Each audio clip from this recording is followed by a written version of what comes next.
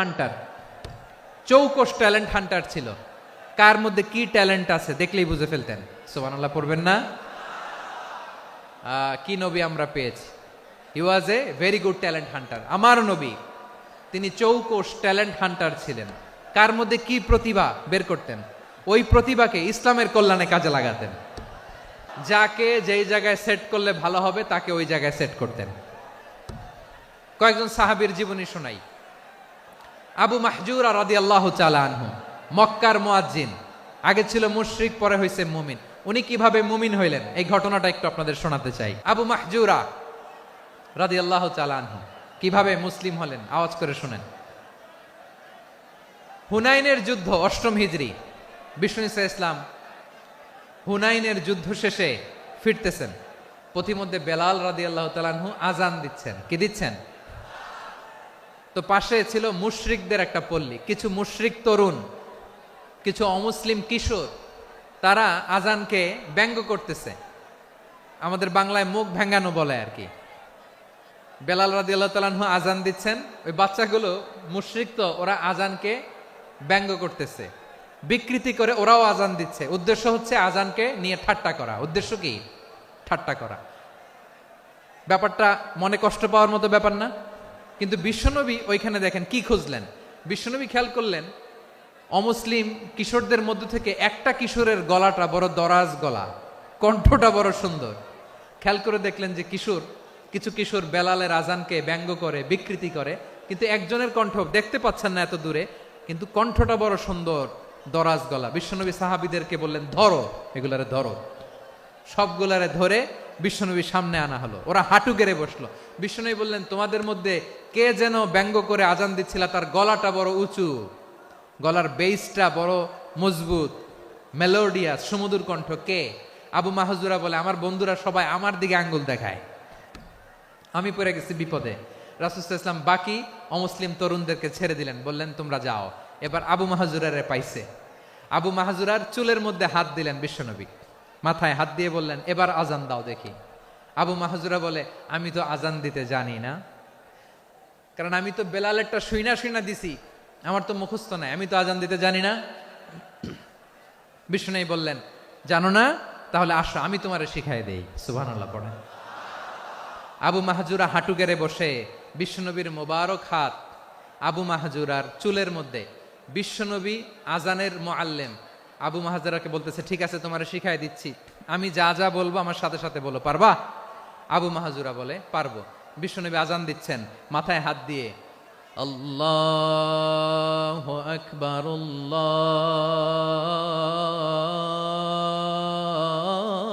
আল্লাহু আকবার।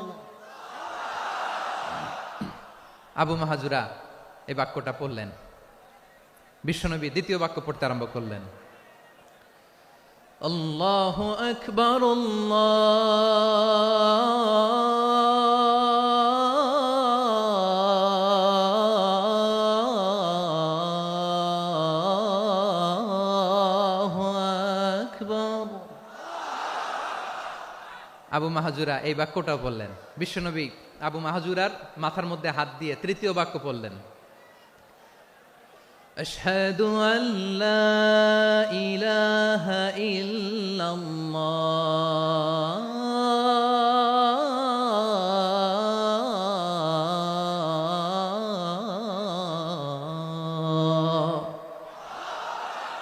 আবু মাহজুরা তৃতীয় বাক্য পড়লেন। বিশ্বনবী একটা বাক্য পরে আবু মাহজুরা পরে, বিশ্বনবী পরে আবু মাহজুরা পরে। আবু মাহজুরা কিন্তু অমুসলিম, মুশরিক। আবু মাহজুরা বলে, এক একটা বাক্য পড়ি আমার কলিজাটা গলে ঠান্ডা হয়ে যায়। এতদিন মোহাম্মদকে গালি দিতাম, এখন মোহাম্মদ আমার মাথায় যখন হাত রাখছে আমার সারা শরীর ঠান্ডা হয়ে গেছে। বিশ্বনবী আজান শিখাচ্ছেন, একটা একটা বাক্য পড়ে আবু মাহজুরাও পড়ে, বিশ্বনবী পড়ে, আবু মাহজুরাও পড়ে।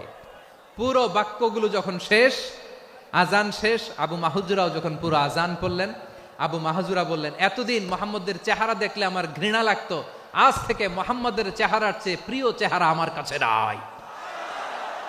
আবু মাহজুরা বললেন, ও মুহাম্মদ, আজানের বাক্য তো আপনি আমারে শেখালেন, এখানেই শেষ করবেন না, আপনি আমারে পড়ায় দেন লা ইলাহা ইল্লাল্লাহু মুহাম্মাদুর রাসূলুল্লাহ সাল্লাল্লাহু আলাইহি ওয়াসাল্লাম।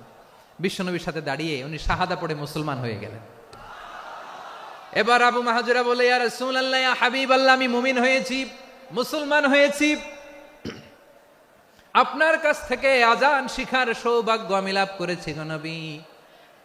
আমার কণ্ঠের বড় তারিফ করেছেন আপনি, আমার আজানকে আপনি পছন্দ করেছেন। একটা জিনিস আপনার কাছে চাই, আপনি আমাকে মক্কার মসজিদুল হারামের মুয়াজ্জিন হিসেবে অ্যাপয়েন্ট করে দে। বিষ্ণু ইসা ইসলাম বললেন, যাও আবু মাহজুরা, আমি তোমাকে পৃথিবীর শ্রেষ্ঠতম মসজিদ মক্কার মসজিদুল হারামের মুয়াজ্জিন হিসেবে অ্যাপয়েন্ট করে দিলাম। দেখছেন কিভাবে ট্যালেন্ট হান্টিং করতে হয়, কিভাবে হিউম্যান রিসোর্স মানব সম্পদকে ব্যবহার করতে হয়। আসছিল আজানকে ভেঙ্গাইতে, আসছিল কেন? আজানকে ব্যঙ্গ করার জন্য, বিকৃত করার জন্য। আজানকে বিকৃত করতে যে ইসলামের সবচেয়ে শ্রেষ্ঠ মসজিদের মুয়াজ্জিন হয়ে গেল। পড়েন সুবহানাল্লাহ। হযরত আবু মাহজুরা রাদিয়াল্লাহু তাআলা আনহু ওনার এই সুললিত কণ্ঠ ব্যবহার করে মসজিদুল হারামে এত সুন্দর করে আল্লাহু আকবার বলে আজান দিতেন, মানুষগুলোর, মুসল্লিগুলোর, মক্কাবাসীর হৃদয়কে তিনি বিগলিত করে দিতেন। মানুষের হৃদয়কে ঠান্ডা হয়ে যেত। শুধু এখানেই শেষ না আমার যশোরের ভাইয়েরা। বিশ্বনবী যখন সাইয়েদনা আবু মাহজুরা রাদিয়াল্লাহু তাআলা আনহুকে আজান শিখাচ্ছিলেন, বলেন তো বিশ্বনবীর হাতটা কোথায় ছিল? আবু মাহজুরার মাথার সামনে, এই চুলের উপরে ছিল। আবু মাহজুরা ওই স্মৃতিটাকে ধারণ করবার জন্য, ওই স্মৃতিকে বহন করার জন্য বিশ্বনবীর মোবারক হাত আবু মাহজুরার কপালের চুলের যেই জায়গায় লেগেছে, মৃত্যুর আগের দিন পর্যন্ত আবু মাহজুরা মাথার ওই চুলে কোনোদিন ছুরি আর কামার লাগায় নাই,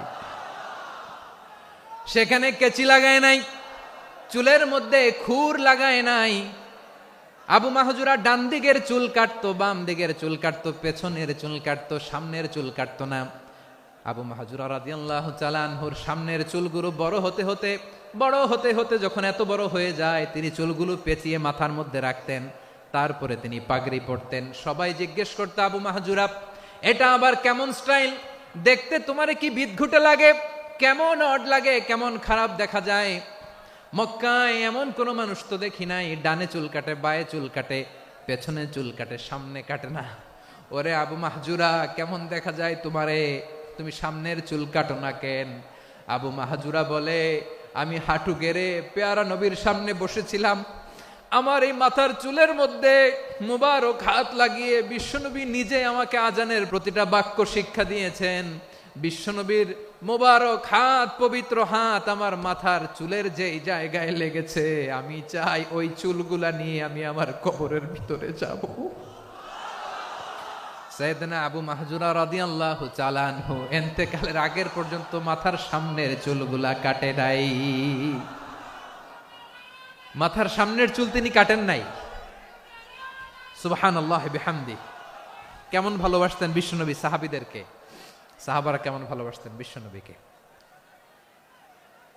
সামনের চুলগুলো বড় হতে হতে এত বড় ছিল, পেঁচিয়ে রেখে পাগড়ি পরতেন, কাটতেন না। নবীর হাত লেগেছিল। সুবহানাল্লাহ পড়েন। তাহলে হোয়াট ইজ দ্য লেসন?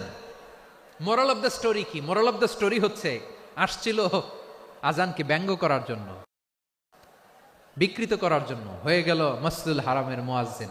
দেখেন বিশ্বনবী একটা খারাপ সিচুয়েশনের মধ্যে থেকে কি ভালো জিনিস বের করে আনলেন। আমি যে শুরুতে বলেছি কিভাবে তিনি হিউম্যান রিসোর্সকে ডেভেলপ করেছেন, ম্যানেজ করেছেন। তিনি যে চৌকস ট্যালেন্ট হান্টার ছিল, দেখেন সবার মধ্যে থেকে এর বাছাই করে মুয়াজ্জিন বানাই দিয়েছেন। সুবহানাল্লাহ পড়েন।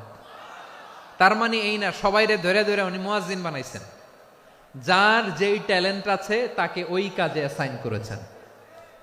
যার যেই প্রতিভা আছে তার প্রতিভাকে ইসলামের কাজে লাগিয়েছেন। সুবহানাল্লাহ পড়েন। যায়েদ বিন সাবিত রাদিয়াল্লাহু তাআলা আনহু নাম শুনেছেন? বিশ্বনবী দেখলেন মদিনার এই আনসারী সাহাবী হাইলি ট্যালেন্টেড, ইন্টেলেকচুয়াল, মেরিটোরিয়াস, জ্ঞানের প্রতি তার আকর্ষণ, মারাত্মক আকর্ষণ। বিশ্বনবী তাকে দায়িত্ব দিলেন, কোরআন যা নাজিল হয় তুমি লিখো, কাতিবুল ওয়াহি বানায় দিলেন। সুবহানাল্লাহ। যায়েদ বিন সাবিতরে আবার আজান শিখান নাই, কারণ তার মধ্যে বিশ্বনবী প্রতিভা দেখেছেন, একাডেমিক প্রতিভা। বিশ্বনবীর একাডেমিক প্রজেক্টগুলো তিনি হ্যান্ডেল করতেন। যায়েদ বিন সাবিত ছিল বিশ্বনবীর ব্যক্তিগত সচিব। কি ছিল? ব্যক্তিগত সচিব, বোঝেন নাই? বিশ্বনবীর ব্যক্তিগত সচিব এবং দোভাষী। ইহুদিরা কিছু লিখে দিলে এটার অর্থ বিশ্বনবীরে বুঝায় দিতেন, আবার ইহুদিদের কাছে কিছু লিখতে হলে তিনি লিখে দিতেন। বিশ্বনবী একদিন বললেন, ইন্নী ওয়াল্লাহি মা আমানু ইয়াহুদা আলা কিতাব। ইহুদিরা যে চিঠি পাঠায় অর্থ তো বুঝি না, আরেক ইহুদি আইনে অর্থ করা লাগে। আবার ইহুদিদের কাছে কিছু লিখে পাঠাইতে চাইলে আমরা তো লিখতে পারি না, ইহুদিরে দিয়ে লেখা লাগে। ওরা যে পয়রা শোনায় লিখে দেয়, আমি ওদের বিশ্বাস করি না। আমার নিজের একজন লোক দরকার। বিশ্বনবী এই যায়েদ বিন সাবেতকে চুজ করলেন ল্যাঙ্গুয়েজের জন্য।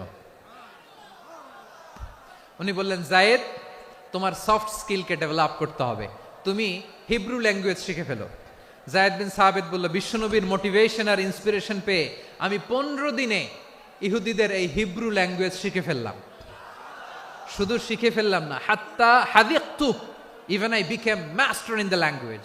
এই ভাষা আমি পারদর্শী হয়ে গেলাম। এরপরে ইহুদিরা চিঠি লিখে পাঠালে আর কোনো ইহুদি ডাকা লাগতো না, আমি নবীর এটার অর্থ শুনে পরে বুঝাই দিতাম। আবার ইহুদিদের কাছে চিঠি লেখা লাগলে আমি যায়েদ বিন সাবেত চিঠি লিখে দিতাম। সুবহানাল্লাহ। দেখেন, এত সাহাবীর মধ্য থেকে বিশ্বনবীর একাডেমিক প্রজেক্ট, ব্যক্তিগত সচিব, দোভাষী হিসেবে তিনি যায়েদ বিন সাবেতের মতো তরুণকে নির্বাচিত করেছেন। কেমন ট্যালেন্ট হান্টার ছিল আমার নবী! সুবহানাল্লাহ পড়বেন না? বিশ্বনবীর ইন্তেকালের পরে সাইয়েদনা আবু বকর রাদিয়াল্লাহু তাআলা আনহু যখন খলিফা হয়ে আসলেন, কোরআনকে সংকলনের দায়িত্ব দেয়া লাগবে, কোন সাহাবীকে দিবেন? সব সাহাবারা মিলে পরামর্শ করলেন। সাইয়েদনা আবু বকর, উমর সবাই মিলে এই বিশাল কোরআন সংকলনের গুরু দায়িত্ব বিশ্বনবীর ব্যক্তিগত সচিব, বিশ্বনবীর দোভাষী, বিশ্বনবীর সিলেক্ট করাই লোক যায়েদ ইবনে সাবেত রাদিয়াল্লাহু তাআলা আনহুকে দিয়েছে। এই যে আজকের যে কোরআন পড়েন, এটা আগে এরকম ছিল না। কোরআন নাজিল হলে সাহাবারা চামড়ার, ওটের চামড়ায় লিখে ফেলতো, ওটের চ্যাপ্টা হাড্ডির মধ্যে লিখে ফেলতো, গাছের গুড়ির মধ্যে লিখে ফেলতো, বিভিন্ন জনের কাছে ছড়ানো ছিটানো ছিল। আবু বকর রাদিয়াল্লাহু তাআলা আনহু একসাথে করলেন, পরবর্তীতে উসমান রাদিয়াল্লাহু তাআলা আনহু একসাথে করলেন। 114 সূরার এখন এই মুসহাফ, এই কম্পাইলেশন, এই কপি আমরা পেয়েছি, যার হিউজ কন্ট্রিবিউশন ছিল। এই পুরো কোরআন কম্পাইলেশনের প্রজেক্ট ম্যানেজার ছিল যায়েদ বিন সাবেত রাদিয়াল্লাহু তাআলা আনহু। কোরআন কম্পাইলেশনের প্রজেক্ট ম্যানেজার। দেখেন, উনারে মাথায় হাত দিয়ে আজান শিখায় নাই। সুবহানাল্লাহ কইবেন না? তাহলে প্রথম সাহাবী আবু মাহজুরাকে মুয়াজ্জিন বানাইলেন, যায়েদ বিন সাবেতকে ব্যক্তিগত সচিব আর দোভাষী বানালেন, মুসআব ইবনে উমাইর রাদিয়াল্লাহু তাআলা আনহুকে ইসলামের প্রথম অ্যাম্বাসেডর বানালেন। কি নাম? He was the first ambassador in Islam. ইসলামের প্রথম ডিপ্লোম্যাট, ইসলামের প্রথম কূটনৈতিক মুসআব ইবনে উমাইর, মক্কার তরুণ যুবক। উনি পারফিউম লাগাইলে মানুষ দেখলেই বুঝতো এটা মুসআব লাগাইছে। এমন স্মার্ট, ড্যাশিং ফেস, এমন পার্সোনালিটির মানুষ ছিল মুসআব রাদিয়াল্লাহু তাআলা আনহু। কারণ যিনি ইসলামের স্পোকম্যান হবেন, মুখপাত্র হবেন, তার স্মার্ট হওয়ার দরকার আছে না নাই? আকাবার প্রথম শপথ যখন হলো, তাদের সাথে বিষ্ণু ঈসা ইসলাম মদিনাতে একজন মুখপাত্র পাঠালেন, ডিপ্লোম্যাটকে পাঠালেন, অ্যাম্বাসেডর অফ ইসলাম। তিনি হচ্ছেন মুসআব ইবনে উমাইর। পড়েন সুবহানাল্লাহ। জুমার বিধান নাজিল হয়েছে, কিন্তু মক্কায় পরিবেশ নাই জুমা পালনের। বিষ্ণু ঈসা ইসলাম একজনকে দিয়ে খবর পাঠালেন, যাও মদিনায় মুসাবকে যে বলো, মুসাব তো আমার শিক্ষক, আমার স্পোকম্যান, মদিনাতে যেন তারা জুমা কায়েম করে। বিশ্বনবীর আগেই মুসআব মদিনার মুসলিমদেরকে নিয়ে মদিনায় প্রথম জুমা কায়েম করে ফেলছে। কোন সুবহানাল্লাহ। ডিপ্লোম্যাটদের কেমন হইতে হয়, অ্যাম্বাসেডারের কেমন হইতে হয়, মুসআব রাদিয়াল্লাহু তাআলা আনহুর কাছ থেকে শিখে নাও। তাহলে মুসআব রাদিয়াল্লাহু তাআলা আনহুকে বিশ্বনবী ল্যাঙ্গুয়েজ শিখান নাই, সফট স্কিল শিখান নাই। যায়েদ রাদিয়াল্লাহু তিনি হিব্রু ল্যাঙ্গুয়েজ শিখেছেন, সুরিয়ানি শিখেছেন, কিন্তু মুসআবকে তিনি বানিয়েছেন the spokesman of Islam, the first diplomat, the ambassador of Islam. Abdullah ibn Abbas রাদিয়াল্লাহু তাআলা আনহু বিশ্বনবীর কাজিন, চাচাতো ভাই। আবার মাইমুনা রাদিয়াল্লাহু তাআলা আনহু, মাইমুনা নবীর স্ত্রী, তিনি ছিলেন আব্দুল্লাহর আপন খালা। তো নবীর বউ যদি ওনার খালা হয়, নবী তার কি খালু। তাহলে সম্পর্ক অনেক গভীর, কাজিন আবার খালু। ছোট্ট মানুষ, তাই রাতে মাঝে মাঝে ঘরে থাকতো। বিশ্বনবী দেখলেন আব্দুল্লাহ যেহেতু আমার ঘরে ঢুকতে পারে, আব্দুল্লাহরে এই উম্মতের বড় শিক্ষাবিদ বানাইতে হবে। তাই আব্দুল্লাহ ইবনে আব্বাসকে বিশ্বনবী হাতে কলমে শিক্ষা দিয়েছেন। তো বিশ্বনবী রাতে যখন তাহাজ্জুদ পড়তেন, ছোট্ট আব্দুল্লাহ ঘরে থাকতো, বুঝতে পেরেছেন? ছোট্ট মানুষ তো ঘরে থাকতো। তো বিশ্বনবী তাহাজ্জুদের জন্য একবার দাঁড়িয়েছেন, ছোট্ট আব্দুল্লাহ অজু করে দাঁড়াইছে। আচ্ছা বলেন তো, ইমাম আর মুসল্লি মোট যদি দুইজন হয়, একজন ইমাম একজন মুসল্লি, তো মুসল্লি ইমামের কোন দিকে দাঁড়াবে? ডানে দাঁড়াবে। ছোট্ট আব্দুল্লাহ বোঝে নাই, বিশ্বনবী তাহাজ্জুদ শুরু করেছেন, উনি একতেদা করছেন আর দাঁড়াইছেন বায়ে। কোথায় দাঁড়িয়েছেন? আব্দুল্লাহ বলেন, যখন আমি বায়ে দাঁড়ালাম, আখাযা রাসূলুল্লাহি সাল্লাল্লাহু আলাইহি ওয়াসাল্লাম উযুনি আল ইউমনা ইয়াফতিলুহা, বিশ্বনবী নামাজরত অবস্থায় আমার কান ধরে টেনে আমার ডান দিকে এনে দাঁড় করায় দিলেন। পড়েন সুবহানাল্লাহ। দেখেন, হাতে কলমে শিক্ষা। আর জীবনে ভুল হবে? কথা কয় না, আর ভুল হবে? আর ভুল হবে না। এভাবে বিশ্বনবীর অনেক সঙ্গ পেয়েছেন, সফর করেছেন, একই বাহনে বসেছেন, এক বাহনে বসে লম্বা নাসিহত করেছেন। আব্দুল্লাহ, চাইতে হলে আল্লাহর কাছে চাও, সাহায্য চাইতে হলে আল্লাহর কাছে সাহায্য চাও। মনে রাখো, গোটা বিশ্বের সবাই যদি তোমার সাহায্য করতে চায়, ততটুকুই করতে পারবে যতটুকু আল্লাহ তোমার নসিবে রেখেছে। গোটা বিশ্ব যদি তোমার বিরুদ্ধে ষড়যন্ত্রে দাঁড়িয়ে যায়, ক্ষতি ততটুকু করতে পারবে যতটুকু তোমার জন্য বরাদ্দ আছে। এর বাইরে কিছু করতে পারবে না। আওয়াজ করে বলেন ঠিক কিনা? এভাবে হাতে কলমে শিখিয়েছেন, বিশ্বনবীর সঙ্গ পেয়েছেন। উনাকে বিষ্ণু ইসলাম শিক্ষাবিদ, এডুকেটর অফ দিস উম্মাহ হিসেবে সিলেক্ট করেছেন, হাতে কলমে শিখিয়েছেন। বিশ্বনবী একবার প্রকৃতির ডাকে সাড়া দিয়ে এসেছেন। এখন কি করতে হবে? নামাজের জন্য অজু করতে হবে। বিশ্বনবী এসেই দেখেন অজুর বদনায় পানি ভরা, খুশি হয়ে গেলেন, বললেন কে রেখেছে পানি? একজন বলল আব্দুল্লাহ রেখেছে। বিশ্বনবী অত্যন্ত খুশি হলেন, খুশি হয়ে একটা দোয়া করলেন, বললেন আল্লাহুম্মা ফাক্কিহু ফিদ্দীন ওয়া আল্লিমহু তা'ওয়ীল, আল্লাহ তুমি আব্দুল্লাহকে দ্বীনের বুঝ দিও আর কোরআনের তাফসীর শিক্ষা দিও। বিশ্বনবীর এই দোয়া এমন লাগছে, উনি রাইসুল মুফাসসিরিন, এই পৃথিবীতে যত মুফাসসির ছিল, যত মুফাসসির আসবে, সকল মুফাসসিরের সম্রাট হিসেবে স্বীকৃত হয়েছেন আব্দুল্লাহ ইবনে আব্বাস। বিশ্বনবী ওনারে আজান শিখান নাই, বিশ্বনবী ওনারে ল্যাঙ্গুয়েজ শিখান নাই, বিশ্বনবী ওনারে অ্যাম্বাসেডর বানান নাই, হাতে কলমে শিক্ষা দিয়েছেন। ছোট্ট মানুষ, বিশ্বনবী ইন্তেকাল করলেন, আবু বকরের সময় গেল, ওমরে ফারুকের খেলাফত, তখনও তিনি তরুণ। ওমরে ফারুক রাদিয়াল্লাহু তাআলা আনহু ওনার ক্যাবিনেট মিনিস্ট্রির বৈঠকে এ আব্দুল্লাহ ইবনে আব্বাসকে পাশ দিয়ে বসায় রাখতেন।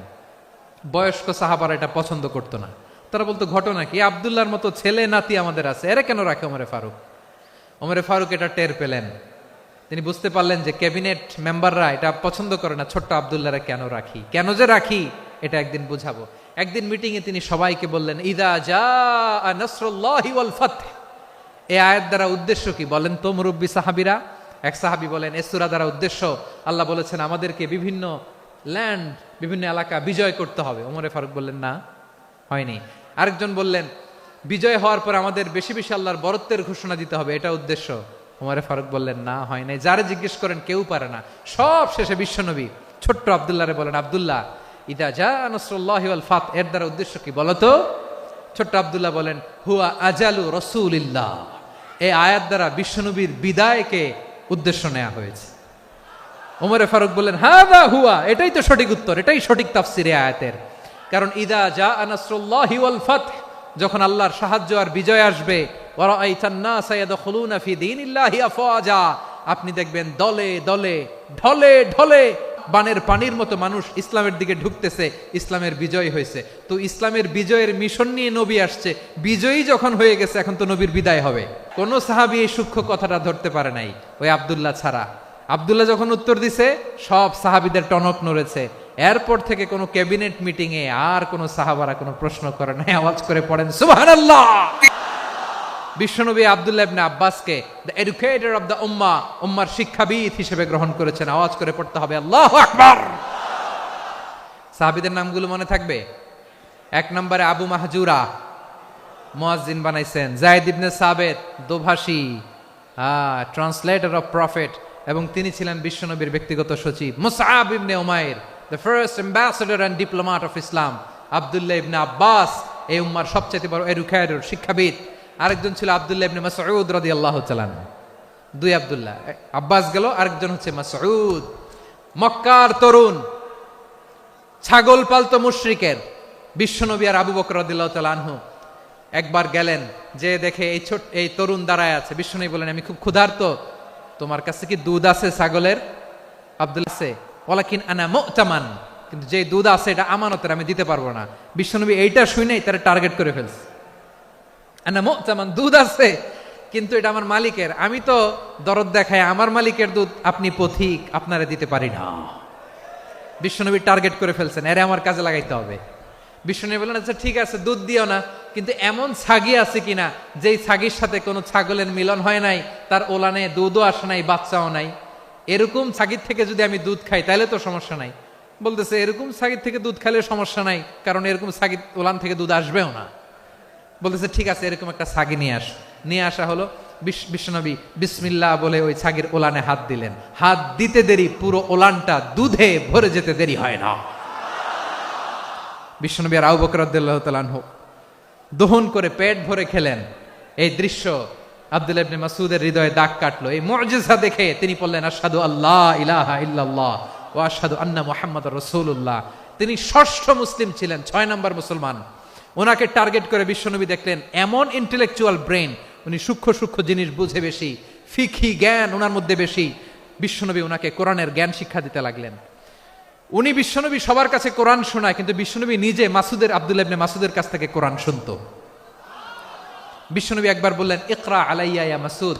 ইবনে মাসউদ, একবার শোনাও তো কোরআন দেখি। আব্দুল্লাহ ইবনে মাসউদ বলে, আকরাউ আলাইকা ওয়া আলাইকা উনজিল। নবী, আপনার উপর কোরআন নাজিল হয় আর আমি আপনার সামনে কোরআন পড়ব। বিশ্বনবী বললেন, ইন্নী উহিব্বু আন আসমাআহু মিন গায়রি।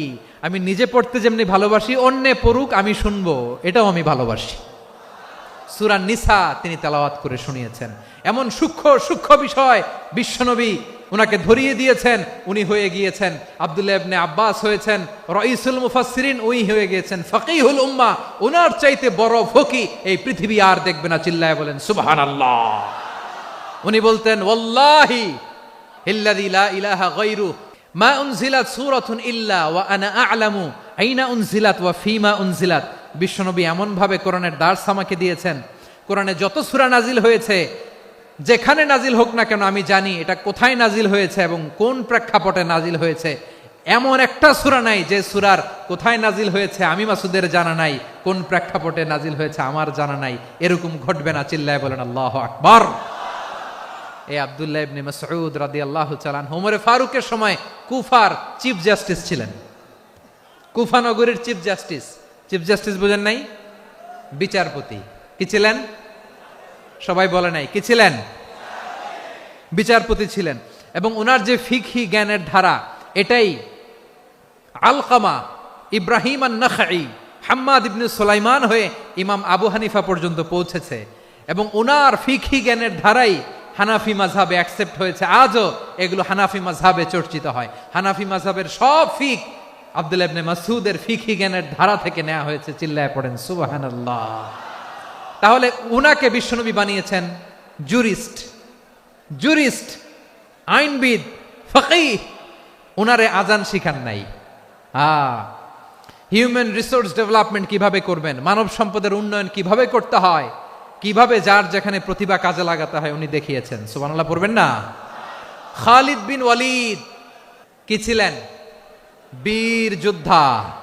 কিন্তু তিনি ইসলাম ধর্ম গ্রহণ করেছেন অনেক দেরিতে, 8ম হিজরিতে। তার মানে 8ম হিজরির আগে উনি মুশরিকদের পক্ষে লড়াই করেছেন। ওনার হাতে কত মুসলিম সাহাবী যে নিহত হয়েছে হিসাব নাই। বিশ্বনবী টার্গেট করে রাখছে, তুমি আমাদের মুসলিমদের এত ক্ষতি করলা, তুমি যখন মুসলমান হবা তোমার দিয়ে আমি এমন কাম করামু যে এটা আর কেউ করতে পারবে না। খালিদ বিন ওয়ালিদ রাদিয়াল্লাহু তাআলা আনহু 8ম হিজরিতে মুসলিম হয়েছেন, মক্কা বিজয়ের আগে। তো মক্কা বিজয়ের আগে যখন মুসলিম হয়েছেন, এর আগে কি করছেন? কাফিরদের সাথে যুদ্ধ করেছেন। উনি উহুদের যুদ্ধে মুসলমানদের যে পরাজয় ভাব, কঠিন পরিস্থিতির মুখোমুখি উনার কারণে পেছন থেকে এমন আতর্কিত আক্রমণ করেছেন, মুসলমানদেরকে কচুকাটা করেছেন। 8ম হিজরিতে আল্লাহ তাআলা হেদায়েতের নূর দিয়ে ওনার হৃদয়টাকে উজালা করে দিলেন। লা ইলাহা, এটা এমন বাণী যার হৃদয়ে একবার টাচ খাবে, এইটা থেকে সে আর পালিয়ে বেড়াতে পারে। ঝিনুকের ভেতর লুকিয়ে থাকে যেমন মতি, ঝিনুকের ভেতর লুকিয়ে থাকে যেমন মতি, কলমা শাহাদাতে আছে আল্লাহর জ্যোতি কালমা শাহাদাতে আছে আল্লাহর জ্যোতি। ঠিক কিনা বলেন? মক্কা বিজয়ের আগে মুসলিম হলেন, হওয়ার পরেই বিশ্বনবীর টার্গেট ফুলফিল হলো। ওই যে টার্গেট করে রেখেছেন আর দোয়া করেছেন, খালিদ বিন ওয়ালিদ যদি মুসলিম হয় তাকে আমি মিলিটারি চিফ বানাবো। ওনাকে আজান শিখান নাই, ওনারে কান ধইরা নামাজের এই মাথা থেকে ওই মাথা আনান নাই, ফিকহি কোরআনের সূক্ষ্ম তাফসীর ওনারে শিখান নাই, অ্যাম্বাসেডর বানান নাই। বিষ্ণু ইসলাম উনাকে সামরিক অভিযানে প্রেরণ করেছেন। সামরিক অভিযানে তিনি প্রেরণ করেছেন। উনার জীবদ্দশায় উনার নেতৃত্বে যতগুলো যুদ্ধ হয়েছে একটা যুদ্ধেও তিনি পরাজয় বরণ করেন নাই। ওমরে ফারুকের সময়কালে তিনি চিফ অফ মুসলিম মিলিটারি মানে মুসলিম সেনাপতি হয়েছেন। তাহলে কিভাবে হিউম্যান রিসোর্স ব্যবহার করতে হয় গোটা বিশ্ব আমার নবীর কাছ থেকে শিখে নাও। খালিদ বিন ওয়ালিদ, ওনাকে বিশ্বনবী একটা উপাধি দিয়েছেন। উপাধিটা হচ্ছে সাইফুল্লাহিল মাসলুল, আল্লাহর নাঙ্গা তরবারি, আল্লাহর খোলা তরবারি, দ্য ওপেন সোর্ড অফ আল্লাহ। খালিদ বিন ওয়ালিদ মুসলিম সেনাপতি। হাসান বিন সাবেত রাসূলের সভা কবি, কালচারাল হিজিমনিকে ডিফিট করার জন্য। উনি ভালো অস্ত্র চালানো জানতেন না, ওই কাজে উনি যেতেন না। ওনার ছিল কাব্য প্রতিভা। কাফিররা কবিতা দিয়ে নবীকে গালি দিত, বিশ্বনবী বলতেন, ইয়া হাসান আজিব আন রাসূলিল্লাহ, তুমি নবীর হয়ে কাফেরদের এই কথাগুলোর জবাব দাও। বিশ্বনবীর একটা মিম্বার ছিল, বিশ্বনবীর মিম্বারের পাশাপাশি মসজিদে নববীতে এই হাসান বিন সাবেতের জন্য বিশ্বনবী একটা স্পেশাল মিম্বার বানিয়ে দিয়েছেন। এখান থেকে তুমি জবাব দাও। এবং বিশ্বনবী বলেছেন, আল্লাহুম্মা আইয়িদহু বিরূহিল কুদুস, আল্লাহ হাসান আমার পক্ষে জবাব দেয়, তুমি জিব্রাইল মারফত তাকে সাহায্য পাঠাইয়া দিও। রাসূল সাল্লাল্লাহু আলাইহি ইসলামের সভা কবি, the poet of the prophet, নবীর কবি। উনি কবিতা দিয়ে এমন উচ্চাঙ্গের ভাষায় কবিতা দিয়ে তিনি জবাব দিতেন, কাফিরদের গা শিহরে যেত, তাদের হৃদয়ে আগুন ধরে যেত। তাহলে এরকম কবিরও দরকার আছে না নাই? এখন যাকে আল্লাহ দিছে কাব্য প্রতিভা, এরা যদি আপনি যুদ্ধের ময়দানে পাঠান হবে? যারে দিছে সুরেলা গলা, এরা যদি অ্যাম্বাসেডর বানান হবে না। হাসান বিন সাবেত ছিলেন বিষ্ণু ইসলামের কবি। হুযায়ফা ইবনুল ইয়ামান বিশ্বনবীর গোয়েন্দা বিভাগের প্রধান। কিসের প্রধান? হুযায়ফা ইবনুল ইয়ামান। ওনার ছিল ডিটেকটিভ মাইন্ড, গোয়েন্দা বিভাগের প্রধান। এবং উনি হচ্ছেন সাহিবু সিররি রাসূলিল্লাহ, রাসূল সাল্লাল্লাহু আলাইহি ওয়াসাল্লামের গোপন তথ্যের ধারক বাহক। নবীর যেই কথা কেউ জানে না, সব হুযায়ফার পেটের ভিতরে ছিল। সুবহানাল্লাহ পড়েন। মদিনার যত ইহুদিদের একটা লিস্ট ছিল, এই লিস্ট শুধু দুইজন জানতো, বিশ্বনবী আর হুযায়ফা। গোয়েন্দা বিভাগের হেড ছিল। খন্দকের যুদ্ধে প্রচন্ড আজকের মতো শৈত্য প্রবাহ, মাটি খনন করতে করতে সাহাবীদের পেটে ক্ষুধা নাই, দাঁড়াইতে পারে না নামাজের জন্য, এত ক্লান্ত, ক্লান্ত শ্রান্ত। বিশ্বনবী বললেন, কে আছো? এই কঠিন শীত, এই ভয় আর ক্ষুধার মধ্যেও খন্দকের পরীক্ষার টপকে শত্রু শিবিরে যে আমাকে তথ্য দিবা, কে আছো? কারো গায়ে শক্তিই নাই যে দাঁড়াবে, কেউ দাঁড়ায় না। বিশ্বনবী তখন নিজে হুযায়ফাকে ডাক দিলেন, হুযায়ফা, যে আমাকে আজকে শত্রু শিবিরের তথ্য এনে দিবে, সে জান্নাতে আমার মোরাফাকা, আমার সঙ্গী হবে। হুযায়ফা রাদিয়াল্লাহু ইবনুল ইয়ামান জীবনের ঝুঁকি নিয়ে এই ক্ষুধা, শৈত্য প্রবাহ, কোল্ড ওয়েভসকে উপেক্ষা করে পরীক্ষা টপকে শত্রু শিবিরে যে সবার কথাগুলো চুপে চুপে শুনে বিশ্বনবীর দরবারে এসে গোয়েন্দাদের মতো তথ্য সরবরাহ করেছে। বিশ্বনবীর গোয়েন্দা বিভাগের প্রধান হুযায়ফা ইবনুল ইয়ামান ইন্টেলিজেন্স বিভাগ চালাতেন। মুনাফিকদের নাম ওনার কাছে ছিল। মুআয ইবনে জাবাল মদিনা রাষ্ট্রের সবচেয়ে সিনিয়র আমলা ছিলেন। আমলাতন্ত্র চিনেন তো? প্রশাসনিক কাজ যারা চালায়, অ্যাডমিনিস্ট্রেশন বোঝেন না? The department of administration. মদিনার রাষ্ট্রের সিনিয়র আমলা মুআয ইবনে জাবাল মুতাখাসসিসুন ফিল হালাল ওয়াল হারাম, হালাল হারামের স্পেশালিস্ট ছিলেন। বিশ্বনবী উনাকে ইয়ামানের গভর্নর করে পাঠাইছেন। বলেছেন, ইন্নাকা তা'তি কওমান আহলা কিতাব, এমন গোষ্ঠীর কাছে যাবা এরা ইহুদি নাসারা, আগে শাহাদা পড়লে এরপরে নামাজের দাওয়াত দিও, নামাজ পড়লে যাকাতের দাওয়াত দিও। গভর্নরের অ্যাটিটিউড যেমন থাকে তেমন অ্যাটিটিউড ধরে রেখো। সুবহানাল্লাহ পড়েন। তাহলে মুআয ইবনে জাবালকে দিয়ে বিশ্বনবী কবিতা লেখায় নাই, চিঠি লেখায় নাই, আজান দেওয়ায় নাই। সুবহানাল্লাহ পড়বেন না? সব শেষ সাহাবী বলি আবু হুরায়রা রাদিয়াল্লাহু তাআলা আনহু। বিড়ালের বাবা কি করতেন? খালি হাদিস মুখস্থ করতেন। উনি বলতেন আলজামু রাসূলুল্লাহ আলা মিল ইবাতনি, আমার শুধু পেটের ক্ষুধার বন্দোবস্ত হইলে আমি নবীর সঙ্গ ছাড়তাম না। আমার আনসার সাহাবারা ক্ষেত খামারের কাজ করত, আমার মুহাজির সাহাবারা ব্যবসা করত, আর আমি নবীর সাথে সাথে থাকতাম। শুধু সকাল বিকাল দুই বেলা যদি আমার খাবারের বন্দোবস্ত হয়, আমি আর নবীর লক ছাড়ি না। সুবহানাল্লাহ কইবেন না? 5374টা হাদিস তিনি বর্ণনা করেছেন। সবচেয়ে বেশি হাদিস বর্ণনাকারী সাহাবী। হাদিস প্রিজার্ভেশনের কাজে বিশ্বনবী ওনাকে কাজে লাগিয়েছেন। উনি একদিন বলেন, ইয়া রাসূলুল্লাহ আসমাউ মিনকা কাসীরান ফালা আহফাজু, নবী অনেক কথা শুনি আমার মনে থাকে না। বিষ্ণু বললেন তাই? উবসুত রিদাক, তোমার চাদরটা বিছাও। আবু হুরায়রা বিছালেন, বিশ্বনবী হাত বুলায় দিলেন, এরপরে অনেক হাদিস বর্ণনা করলেন। আবু হুরায়রা বলে তারপর থেকে বিশ্বনবী যাই বর্ণনা করে আমি শুনি আর একটাও বলি না। এখন সুবহানাল্লাহ। বিশ্বনবী ওনাকে হাদিস প্রিজার্ভেশন, নবীর এই যে লক্ষ্য হাদিস প্রিজার্ভেশনের এই দায়িত্ব দিয়েছেন সাইয়েদনা আবু হুরায়রা রাদিয়াল্লাহু তাআলা আনহুকে।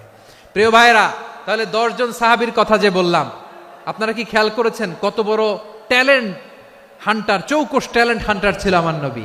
এক একজনের এক এক ট্যালেন্ট এক এক কাজে অ্যাসাইন করেছেন, এক একজনকে এক এক দায়িত্ব দিয়েছেন, এক একজনের প্রতিভাকে এক একভাবে বিকশিত হওয়ার সুযোগ দিয়েছেন। আওয়াজ করে বলেন ঠিক কি না? এখন আমার পর্দার আড়ালে আমার মায়েরা বলবে, এতগুলো পুরুষ সাহাবীর কথা বললো, নারী সাহাবীরা কি কিছু করে নাই?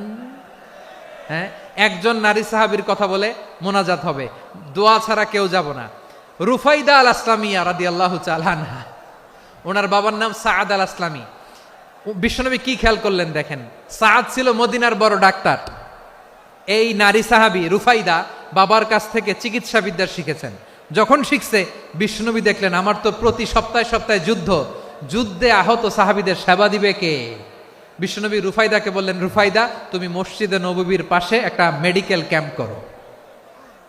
এই যে সাকিনা আদ্দিন মেডিকেলের আমার ছাত্রী বন্ধুরা, শুনে রাখো, তোমাদের আইকন হচ্ছে এই রুফাইদা আল আসলামিয়া। বিশ্বনবীর ডিরেকশন অনুযায়ী তিনি মসজিদে নববীর পাশে একটা মেডিকেল ক্যাম্প করলেন এবং আহত সাহাবাদের চিকিৎসা উনি ওনার টিম নিয়ে দিতেন। বিশ্বনবীর পরামর্শে উনি আনসারি এবং মুহাজির মহিলা সাহাবীদেরকে নিয়ে একটা স্পেশাল মেডিকেল টিম গঠন করলেন। খায়বার যুদ্ধে 7ম হিজরিতে যখন বিশ্বনবী যায়, উনি ওনার টিম নিয়ে আসলেন, বললেন, ইয়া রাসূলুল্লাহ আমরা তো তলোয়ার চালাতে পারি না, আমরা তো তীর মারতে পারি না, আপনি যদি অনুমতি দেন খায়বার অভিযানে আমি আমার টিম নিয়ে মেডিকেল টিমের সেবাটা সার্ভিসটা দিতে চাই। পড়েন সুবহানাল্লাহ। বিশ্বনবী অনুমতি দিলেন, যোদ্ধা সাহাবীদের সাথে রুফাইদা আল আসলামিয়া উনিও মেডিকেল টিম নিয়ে অগ্রসর হলেন। খায়বারের প্রতিটা আহত ইনজুর্ড সাহাবী যারা ইনজুরির শিকার হয়েছেন, সবাই রুফাইদা আল আসলামিয়ার এই মেডিকেল ক্যাম্প থেকে চিকিৎসা সহায়তা পেয়েছেন। সুবহানাল্লাহ পড়েন। দেখেন কিভাবে বিশ্বনবী ট্যালেন্ট বাছাই করতেন। আপনি অবাক হবেন, বাহরাইনের মেডিকেল ইউনিভার্সিটিতে রুফাইদা আল আসলামিয়া মেডিকেল প্রাইজ অ্যাওয়ার্ড প্রতি বছর দেয়া হয়। যদি 8 দিনের এই মেডিকেল, আমার বোনেরা যদি জেনে থাকো জানো, না হলে নতুন করে জানো, সার্চ দিও রুফাইদা আল আসলামিয়া মেডিকেল অ্যাওয়ার্ড, বাহরাইনের ইউনিভার্সিটিতে দেয়া হয়। প্রিয় ভাইয়েরা, তাহলে আলোচনার সামারি আমরা করি।